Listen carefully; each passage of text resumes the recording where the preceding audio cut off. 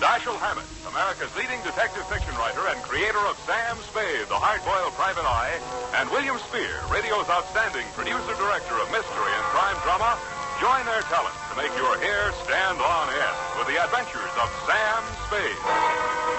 Presented by the makers of Wild Root Cream Oil for the hair. And now, with Howard Duff starring as Spade, Wild Root brings to the air the greatest private detective of them all in the adventures of Sam Spade.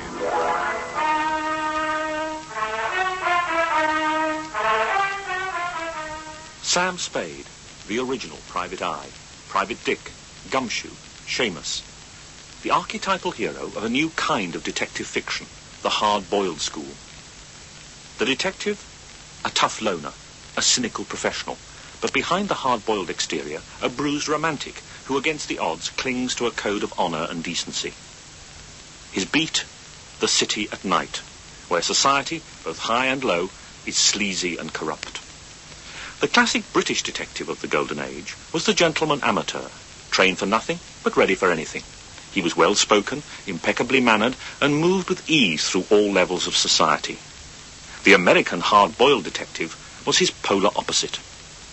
What were the characteristics of this hard-boiled school? Cultural historian Peter Stead. Well, this is, if you like, the American response to the British tradition. In the 19th century, the great detective had been invented in Britain. And I think this got a lot in Ian Rankin's argument. There was an element of snobbery in this, that British writers couldn't really believe, that the great detective would actually be a policeman. It had to be an intellectual, so they invented the private detective. But of course, in America, pulp fiction needed, I think, to democratize that tradition. So the great detective went down market, and the hard-boiled Dick emerged out of America. It was a blue-collar response to an existing tradition. So the police stories, the detective stories were set on the streets, reflecting the violence of the streets and, of course, reflecting the language of the streets. A new language was being created. So very much an American democratic response to an existing tradition. One of the earliest and most influential exponents of hard-boiled detective fiction was Dashiell Hammett. What were his qualities as a detective story writer? Well, Hammett came into existing tradition. It was a tradition very much associated, of course, with the Black Mask magazine, which had emerged in the 1920s. Actually founded by Mencken as a literary magazine, but it became almost totally associated with these hard-boiled writers. And, of course, Hammett developed this already existing tradition of the lone operator, the continental op. But if you actually look, I think, at the qualities of his writing, two things, I think, stand out. These are the hallmarks of Hammett. First of all, his concern with motive. Very, very much concerned with why crime happened. His crimes are rooted in a particular causal pattern. We see this in his first novel, which many people admire greatly, Red Harvest, which is set in an industrial town, Poisonville, as it's pronounced, described as an ugly town in an ugly notch between ugly hills, with a sky that looks as if it came out of the stacks of the factories and the mines and so on. There, the great motive is industrial corporate greed. And what he does is pile up the detail after detail, in which that theme of greed is worked out. Individual greed, political corruption in the Glass Key, greed for wealth in the Maltese Falcon. You know, Sam, I never would have placed myself in this position if I hadn't trusted you completely. Oh, that again? But you know that's so. You don't have to trust me as long as you can persuade me to trust you. But Sam, darling. Well, I think we better let it go at that until we see what happens after Gutman gets here. The fat man? Here? Certainly, why not? Anyway, that should be him. So it's too late to change our plans. I'll be right back. Oh, hello, Gutman. Good evening, sir. I see you brought company. Come on in. Now, look, Angel.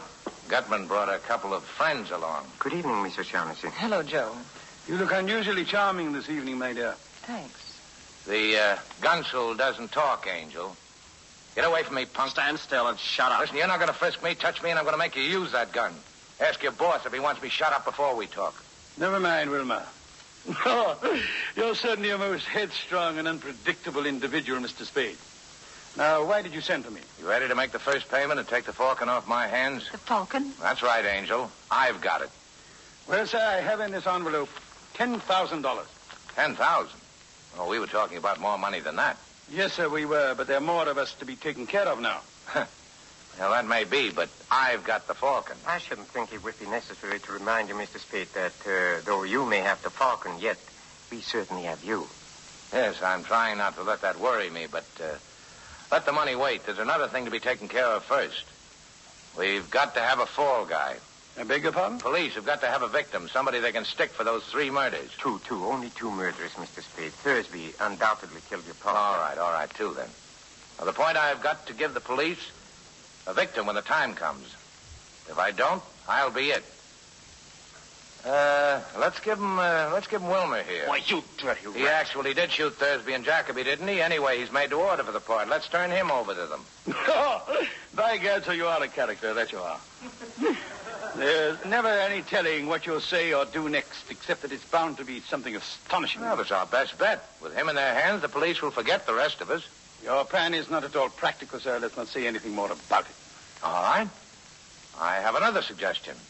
Let's give him Cairo. Well, by God, sir. Suppose we give him you, Mr. Spade, or Mr. Shaughnessy. How about that, huh? Sam, you wouldn't. You people want the fork, and I've got it. The fall guy is part of the price I'm insisting on. You seem to forget you're not in a position to insist on anything. No? If you kill me, how are you going to get the forking? By God, sir, you are a character. Well? Well, what else can I do? I'm sorry, Wilmer. Terribly sorry. I want you to know that I couldn't be any fonder of you if you were my own son. But, well, if you lose a son, it's possible to get another. And there's only one Maltese falcon. Humphrey Bogart as Sam Spade in a 1943 radio version of The Maltese Falcon, featuring Mary Astor, Sidney Greenstreet, and Peter Lorre, his co-stars from the 1940 film version. Sam Spade was perhaps the most enduring creation of Dashiell Hammett, and a character who directly inspired Raymond Chandler's Philip Marlowe. Chandler was an enormous admirer of Hammett's style. Hammett took murder out of the Venetian vase and dropped it into the alley. Hammett wrote for people with a sharp, aggressive attitude to life. They were not afraid of the seamy side of things. They lived there. Violence did not dismay them. It was right down their street. Hammett gave murder back to the kind of people that committed for reasons, not just to provide a corpse, and with the means at hand, not hand-wrought dueling pistols, curare, and tropical fish. He put these people down on paper as they were, and he made them talk and think in the language they customarily used for these purposes. He had style, but his audience didn't know it, because it was in a language not supposed to be capable of such refinements. He was spare, frugal, hard-boiled. But he did over and over again what only the best writers can ever do at all. He wrote scenes that seemed never to have been written before. The name Sam Spade was an inspired one. Samuel Dashiell Hammett gave his detective his own unused first name. He was always known as Dash, and a surname indicating that this was a man who called a spade and not a garden implement. Peter Stead. Well, Sam Spade, of course, has his origins in this continental op tradition, which the Black Mask writers had already created. Hammett himself wrote about a fairly anonymous, nondescript, overweight, hard-drinking, violent continental ops, and then he moved on to Sam Spade.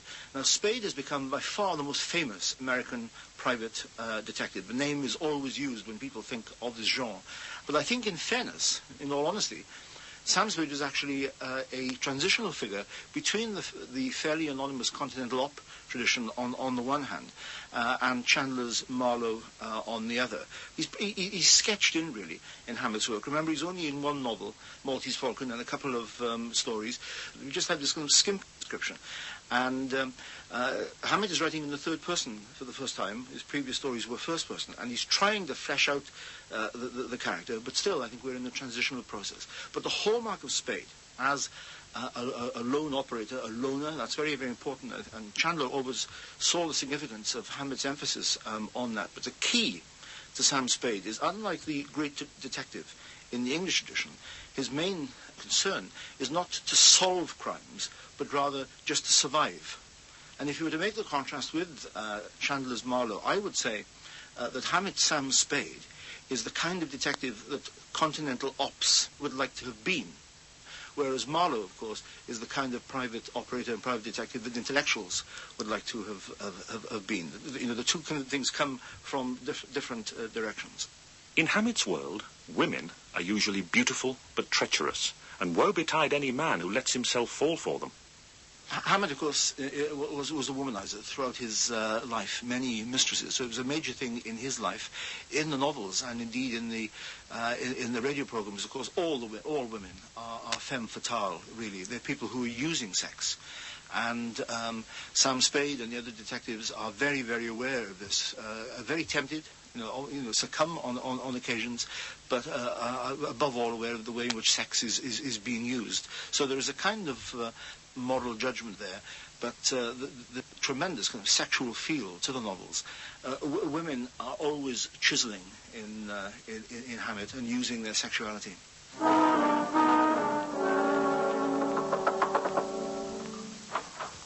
Good morning. Come in, Mr. Spade. Mr. Spade, I've a terrible, terrible confession to make. That story I told you yesterday was all just a story. Huh. Well, Mr. Shaughnessy, as I said, we didn't exactly believe your story. We believed your $200. Oh? Yes, you see, you paid us too much to be telling the truth. You knew that when you accepted the money? Oh, I suspected it. I was positive when Joe Cairo called on me. Joe Cairo? Yeah. Yeah, he seems interested in Floyd Thursby, too. Mr. Spade, do they know about me? No, I don't think they do. I've been able to stall them so far. Must they know about me at all, Mr. Spade? Couldn't you manage somehow to shield me from them? Maybe. But I'll have to know what it's all about. I can't tell you now. Later I will, when I can. You must trust me, Mr. Spade. Oh, I'm so alone and afraid. I've got nobody to help me if you won't help me. Be generous, Mr. Spade. You're strong. You're brave. You can spare me some of that strength and courage, surely. Sister, you don't need much of anybody's help. You're good. Chiefly your eyes, I think, and that throb you get in your voice when you say things like, be generous, Mr. Spade. All right. I deserve that. But the lie was in the way I said it, and not at all in what I said. Ah, now you are dangerous. Have you given me any of your confidence, any of the truth? I can't go ahead without more confidence in you than I have now. Can't you trust me just a little while? Well, how much is a little? And what are you waiting for? I must talk to Joe Cairo. Well, you can see him tonight. I know where to reach him. Oh, he can't come here. I can't let him know where I am. I'm afraid. We'll all meet at my place, then. All right. Perhaps the most famous interpreter of the role of Sam Spade was Humphrey Bogart, who played him in John Huston's 1940 film version for Warner Brothers, and subsequently recreated the role on radio before a live audience in 1943 and 1946. Peter Stead. I think Bogart was perfect. Bogart is dour, he's cynical, he's straight-laced. It's funny because people later associate Bogart with Chandler's Marlowe, but I would say that Bogart was better suited to Sam Spade than he was to Marlowe. And other actors played Marlowe well. But Bogart was perfect, I think, as Sam Spade.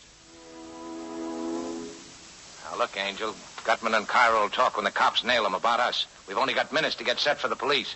Now, give me your whole story, fast. Well, where shall I begin? The day you first came to my office. Why did you want Thursby shadowed? I suspected him of betraying me to Gutman, and I wanted to find out. That's a lie. Gutman tried to make a deal with him. You had Thursby hooked and you knew it. You wanted to get him out of the way before Captain Jacoby arrived with the Falcon. Isn't that so? What was your scheme? I thought if he saw someone following him, he might be frightened into going away. Now, look, Archer hadn't many brains, but he wasn't clumsy enough to be spotted the first night. You must have told Thursby he was being followed. I told him, yes. But please believe me, Sam, I wouldn't have told him if I'd thought Floyd would kill him. If you thought he wouldn't kill Archie, you were right, Angel.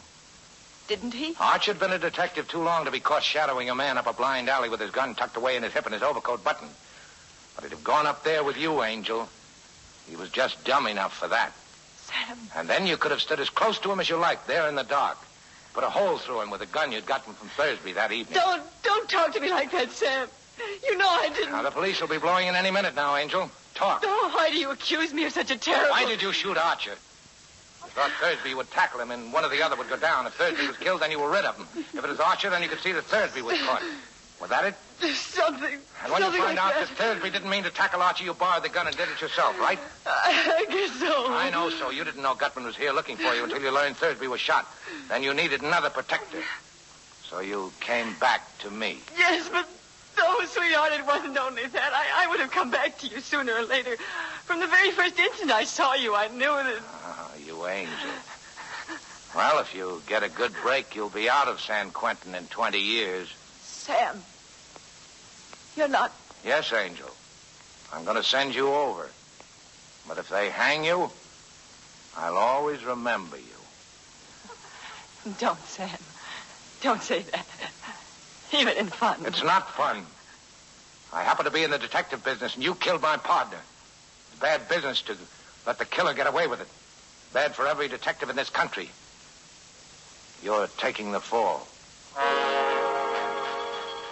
Sam Spade became the star of his own radio series in 1946.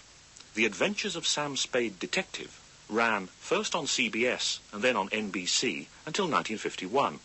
Howard Duff starred as Sam, and the show was produced and directed by William Spear, a master of radio production who'd created the spine-tingling suspense series. Hammett wrote none of the scripts. Indeed, he'd written almost nothing since 1934 and had been living on the royalties from his books and characters, who included not just Sam Spade, but also Nick and Nora Charles, the husband and wife detective team of MGM's popular Thin Man film series. But the radio writers captured the Hammett style. Peter Stead. I love the radio series. Above all, I think they're very entertaining. They're very, very funny, and they're very satisfying in every way. They are, of course, a development from Dashiell Hammett. They always used Hammett's name, but I think we must recognize the input of William Spear, the director, and his team of writers. They've taken the Sam Spade idea and developed it. Some of the hard-boiled tradition, some of that sense of corruption and violence is there. I thought in the Dick Foley caper, in particular, the wonderful scenes in San Francisco Bay, in the drizzle and the fog and the water. When the 6 a.m. Oakland ferry boat felt its way blindly out of the slip, Claude Spicer was aboard, and so was I. Should have been getting lighter, but it wasn't. The fog was thickening over the harbor, and most of the passengers were inside drinking coffee. Spicer didn't go in. He climbed up to the boat deck and stood at the rail under the pilot's house. I planted between two wet paint signs and waited. Not for long. I couldn't make out any features on the man who came up and joined them. They stood face to face, not more than a foot apart, and talked in voices that couldn't get to me through the racket of the foghorns in the harbor. What spoke loud enough for me to hear was a gun.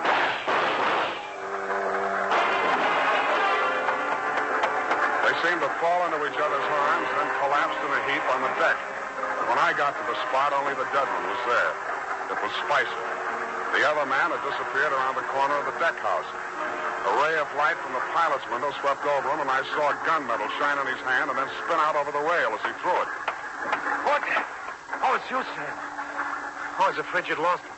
What did you do it for, Dick? I had my reasons, Sam. Now, trust me, I'll keep you in the clear. How long? As long as I go on playing sucker for you? What do you think I hired you for? Maybe I was supposed to say you killed him in self-defense. Maybe I was supposed to see him making passes at your wife if you needed that. But, Sam, you've got to... I've worked for killers before. I've even worked for thieves, but not for a detective that knocks over a place he's supposed to be protecting. Sam, it's not as Save simple... it for the cops, Dick. I'm turning you in when we get to Oakland. No, you're not, Sam. Dick, come back here. Let go, me. I'm going over the side. If you try to stop me, you're going with me.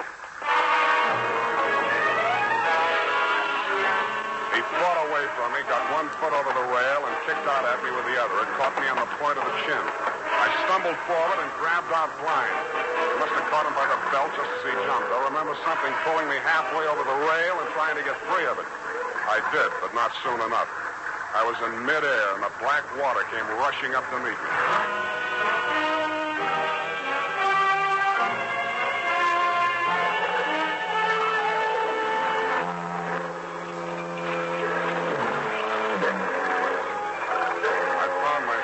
Mechanically keeping afloat somehow and trying to get out of my coat. I felt heavy and logged as if I'd swallowed gallons of water. The murk hung low and thick. There was nothing else to be seen anywhere. I swallowed what felt like several more gallons before I got rid of the coat. From out of the misty fog blanket, from every direction, in a dozen different keys, from near and far, foghorns sounded. I stopped swimming and floated on my back, trying to determine my whereabouts.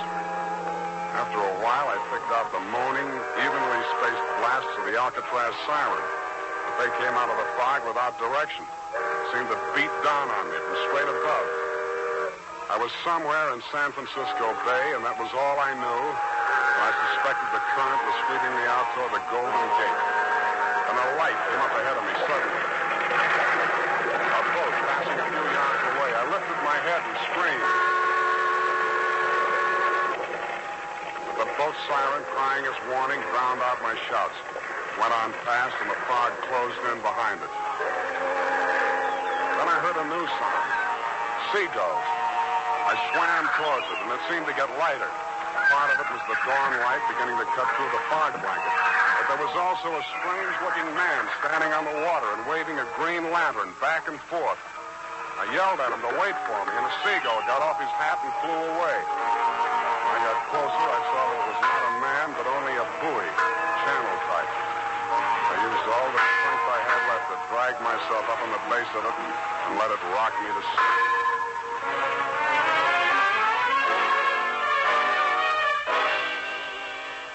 They are capers. They're very, very amusing, very, very funny. The initial wordplay between Sam Spade and his secretary Effie, or the stand-in Bernadine, is wonderful. All the kind of, the jokes there, the double entendres, the spoonerisms, and so on, are very, very funny, and a reminder of the way in which America was inventing a new language.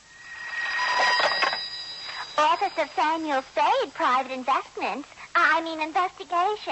Good morning. Evening. Effie? Miss Perrina's on a vacation. Perhaps I may be of assistance, no doubt. I don't know. To whom am I speaking to? I am sorry. I cannot divulge that information to an entire stranger. May I take a message? Look, Miss whoever you are, I don't want to discommode you, but I am sorry, but I will have to ask you in no certain terms to resist from this line you are handing me. I am not the type secretary. Forget it. I'll just call Miss Perrine long distance and dictate my report over the phone. Oh, my stars and garter. How utterly gouch of me, Mr. Spade. Oh, I'm Bernadine, Effie's relief. I mean yours. I could use some. Oh, shall I send out for some medicine? This is one of the great things. This is why, we like Groucho Marx. This is why we like so many of those films in the 30s. They were coming to terms with the English language and creating a new language of the American streets. And I think the radio program captures that superbly, as, of course, do so many of the American B films of that time. And these programs, I think, on the whole, can be compared with the B film tradition.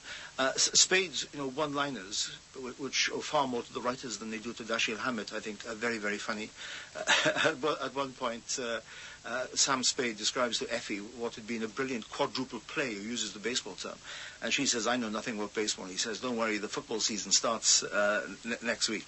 So they have a life of their own, and above all, they're given a life, I think, by superb production values, above all the voices. The voices in American radio are wonderful. From Dick Joy, the announcer, the voices in the adverts are very, very impressive. All the characters are well played. But above all, there's Howard Duff's superb, urbane, wistfully cynical voice. He's absolutely perfect. I think this is really, really high-class radio.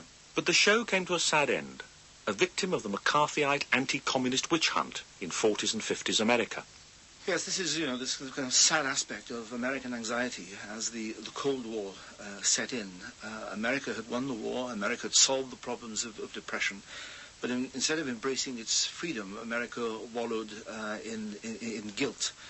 And that pursuit of communists in America and of fellow travelers in America, which we associate with the McCarthyite era, really starts in about 1947 and goes on for 5 or 6 years, and affected almost every aspect of American life, American politics, and American culture.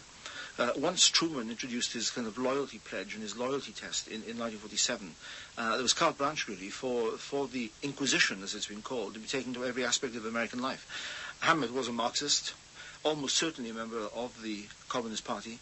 Hammett himself was to go to jail in 1951 for refusing to give names to a U.S. district court.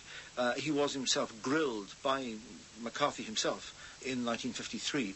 So Hammett was quite a central figure in that whole period of the American Inquisition, and inevitably the radio program suffered. The magazine Hollywood Life published one of many virulent anti-Hammett articles. Hammett is one of the most dangerous, influential communists in America. Communism has been his first love for many years, and he has aided the Moscow methods with thousands of dollars and most of his spare time. Hammett is said to be responsible for selling the Red Banner to dozens of men and women, including actor Howard Duff, alias Sam Spade. Duff is also a member of one or more Red Fronts and a definite Red sympathizer. Truthfully, Dashiell Hammett should be indicted for participating in subversive activities and aiding in matters which seek and conspire to overthrow the United States government. In 1949, Wild Root Hair Oil, the sponsor of the Sam Spade radio show, insisted that Hammett's name be removed from the show's credits. They then decided to pull the plug on the show altogether. This decision prompted 250,000 letters from fans urging its reprieve. The show was continued, but without Howard Duff, who was replaced by Stephen Dunn. An anti-communist message was injected into the scripts as Sam rounded up communist spies and fifth columnists and warned audiences against them. Oh, Sam. A spy story. Yes, it was, F. Everything. A chase and being thrown in the water and mysterious people and a code message. Glad it kept you awake, Angel. Sam, Huh? what is it like not to want to be in America? Not to want to live the way we do in America? Well, I can't imagine, sweetheart. I can't either. Sam, about Dr. Ames. Yeah? Do you think that, the way you described him and all, do you think you made him sound too sympathetic? Well, I described him as he was, that's all. But will anybody think that, he was attractive? Well, you missed the whole point, didn't you? Spies don't go around wearing monocles and talking with heavy accents and acting like spies. Not the good ones. It's the attractive, lovable, trustworthy strangers that are dangerous. Now, if you'd met Dr. Ames at a party somewhere, you'd be out with him at a nightclub right now, cooling over a drink and giving him the plans to the Brooklyn Navy Yard. Sometimes I Get can't... mad, Sam. I don't even know where Brooklyn is. Lucky for our side. But the series did not long survive the departure of Howard Duff and ended in 1951. Howard Duff went on to become a successful film and television star in the kind of tough guy roles in which he'd made his name on radio. Dashiell Hammett was released from prison in December 1951. He wrote nothing more before his death in January 1961. But on hearing of his death, columnist John Crosby wrote, "Dashiell Hammett, who died the other day, was that rare thing, a shaker of the earth, an authentic. The Maltese Falcon was one of the best books of its kind ever written. It struck the publishing world and the reading world like a thunderclap. Nothing has been the same since."